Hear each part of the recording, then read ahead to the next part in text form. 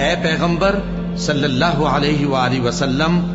لوگوں سے کہہ دو کہ میرے پاس وحی آئی ہے کہ جنوں کی ایک جماعت نے اس کتاب کو سنا تو کہنے لگے کہ ہم نے ایک عجیب قرآن سنا جو بھلائی کا رستہ بتاتا ہے، سو ہم اس پر ایمان لے آئے،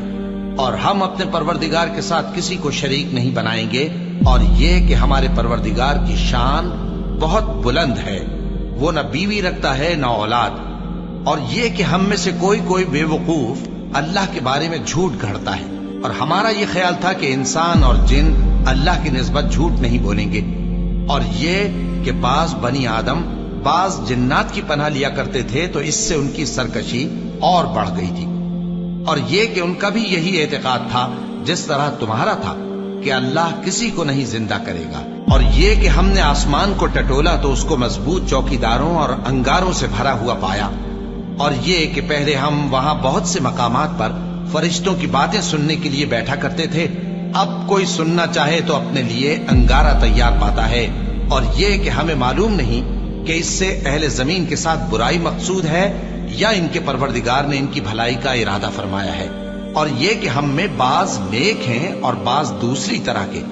ہمارے کئی طرح کے مذہب ہیں، اور یہ کہ ہم نے سمجھ لیا ہے کہ ہم زمین میں خواہ کہیں ہوں اللہ کو ہرا نہیں سکتے اور نہ بھاگ کر اس کو تھکا سکتے ہیں،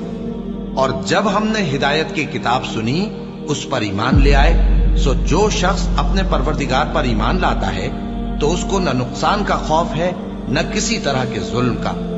اور یہ کہ ہم میں بعض فرما بردار ہیں اور بعض نافرمان ہیں، تو جو فرما بردار ہوئے وہ سیدھے رستے پر چلے اور جو نافرمان ہوئے وہ دوزخ کا ایندھن بنے۔ اور اے پیغمبر صلی اللہ علیہ وآلہ وسلم،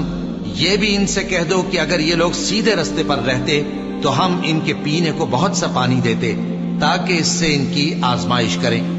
اور جو شخص اپنے پروردگار کی یاد سے منہ پھیرے گا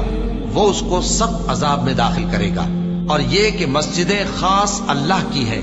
تو اللہ کے ساتھ کسی اور کی عبادت نہ کرو، اور جب اللہ کے بندے یعنی یہ پیغمبر صلی اللہ علیہ وآلہ وسلم اس کی عبادت کو کھڑے ہوئے تو کافر ان کے گرد ہجوم کر لینے کو تھے۔